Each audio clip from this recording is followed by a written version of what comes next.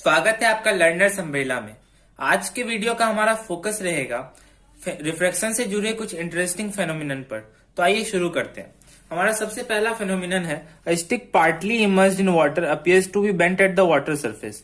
तो अगर आपने कभी कोई छड़ी या फिर कोई भी चीज वाटर में डालकर देखी होगी तो आपको लगता होगा कि वाटर से सरफेस से वो चीज मुड़ी हुई है, जैसा कि आप यहाँ देख पाओगे, हम जिसको अब डिस्कस करने वाले हैं।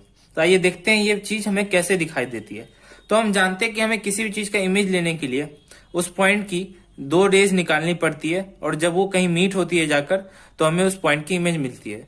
तो अब जैसे कि आप देख सकते हो इस स्टिक के बॉटम से दो लाइट रेज निकल रही है जो सरफेस पर जाकर, ये अगर हमारा नॉर्मल है तो सरफेस पर जाकर बेंट हो, सॉरी ये नॉर्मल है और ये भी नॉर्मल है, तो सरफेस पर जाकर नॉर्मल से दूर की तरफ बेंट हो जाएंगे क्योंकि ये मीडियम हमारा एयर है जो कि रेयर मीडियम है और ये वाटर है जो कि डेंसर मीडियम है।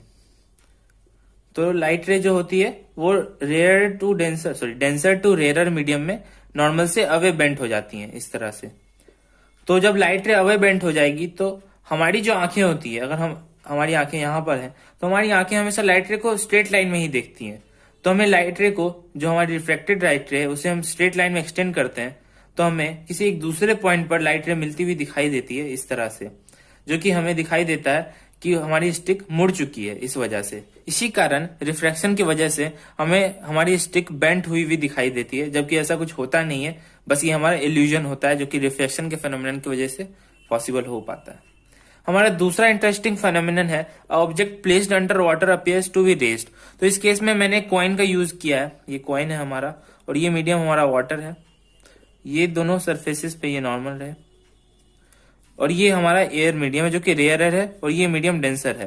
तो हम जानते हैं कि डेंसर टू रेयर मीडियम हमेशा लाइट रे नॉर्मल से अवे बेंड होती है। मैंने यहाँ कॉइन से सिर्फ एक पॉइंट से लाइट रे निकाली है, लेकिन जो भी फेनोमेनन ऑफ रिफ्रैक्शन होगा वो इस कॉइन से निकलते हुए हर लाइट रेज के लिए वैलिड होगा। तो हम सिर्फ एक पॉइंट के लिए देखेंगे और फिर वो सारी चीजें हर पॉइंट के लिए वैलिड होंगी। तो आइए देखते हैं। कॉइन के एक पॉइंट से दो लाइट रेज निकल रही हैं जो कि रिफ्लेक्ट होने के बाद हमारी आंखों तक पहुंच रही हैं इस तरह से। तो हम देख सकते हैं कि हमारी आंखें हमेशा लाइट को स्ट्रेट लाइन में ही देखती हैं, तो इस तरह से ये हमें स्ट्रेट लाइन में दिखाई देगी। तो ये दोनों लाइट रे जब एक्सटेंड होकर यहाँ मीट करती है तो हमें ऐसा लगता है कि हमारा कॉइन यहाँ पर है। तो हमें ऐसा लगता है कि हमारी जो ऑब्जेक्ट है या फिर हमारा कॉइन है वो थोड़ा सा रेज हो गया पानी से, जबकि वो पानी के हमेशा बॉटम पे था। तो इस तरह से ये रिफ्रैक्शन का फेनोमेनन ये पॉसिबल कर पाता है। चीज आप और नोटिस कर सकते हो, अगर ये रिफ्रैक्शन का फेनोमेना नहीं हो रहा होता और अगर यहाँ पर कोई पानी नहीं होता तो हम देख सकते कि ये लाइट रे बेंड नहीं होती इस सरफेस पर और सीधी की सीधी इस तरह से निकल जाती और कभी भी हमें दिखाई नहीं देती क्योंकि हमारी आंखें इस लाइट रे के डायरेक्शन में है ही नहीं।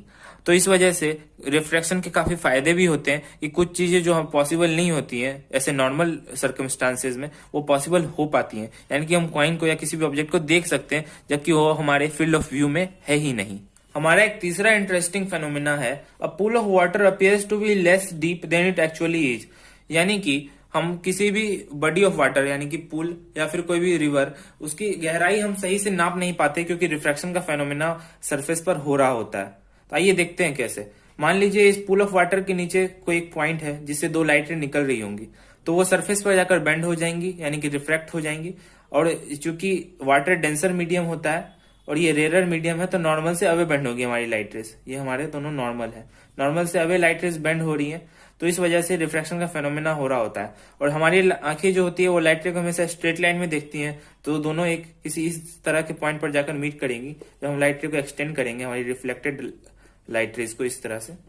तो इस तरह से हमें जो गहराई है उसकी गलत जानकारी मिलेगी और इसलिए कई लोग शैलो वाटर समझ लेते हैं बहुत सारे डीप वाटर को भी। ये पानी काफी गहरा है, जबकि अगर हम सामने से देखेंगे तो हमें ऐसा लगेगा कि ये वाटर कम गहरा है, ज्यादा गहराई नहीं है यहाँ की। और भी कई सिमिलर फेनोमेनन होते हैं जैसे कि the stars appear to twinkle on a clear night. तो तारे जो होते हैं रात में रिफ्रैक्शन की वजह से ही चमकते हैं।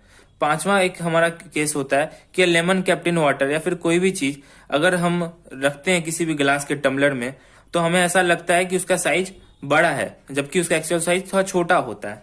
हमारा छठा भी एक फेनोमेना होता है, when a thick glass slab is placed over some printed matter the letters appear raised from top. तो अगर हम किसी भी लिखी हुई चीज, यहाँ पे मान लेते हैं ABCD ऐसा कुछ लिखा हुआ है, और उसके ऊपर एक ग्लास जो कि एक डेंसर मीडियम होता है, ग्लास का स्लैब, उसे हम रख दें, ये ग्लास है, ग्लास का स्लैब है, अगर उसके ऊपर हम ग्लास का स्लैब रख देते हैं तो हमें ऐसा लगता है कि ये थोड़ा सा उठ चुका है, ये लेटर्स जो है हमें उठे हुए दिखाई देते हैं। तो ऐसे सिंपल एक्सरसाइज आप अपने घर में भी परफॉर्म कर सकते हो और रिफ्लेक्शन के जादू देख सकते हो। तो दोस्तों आशा करता हूँ आपको ये वीडियो पसंद आया होगा। धन्यवाद दोस्तों।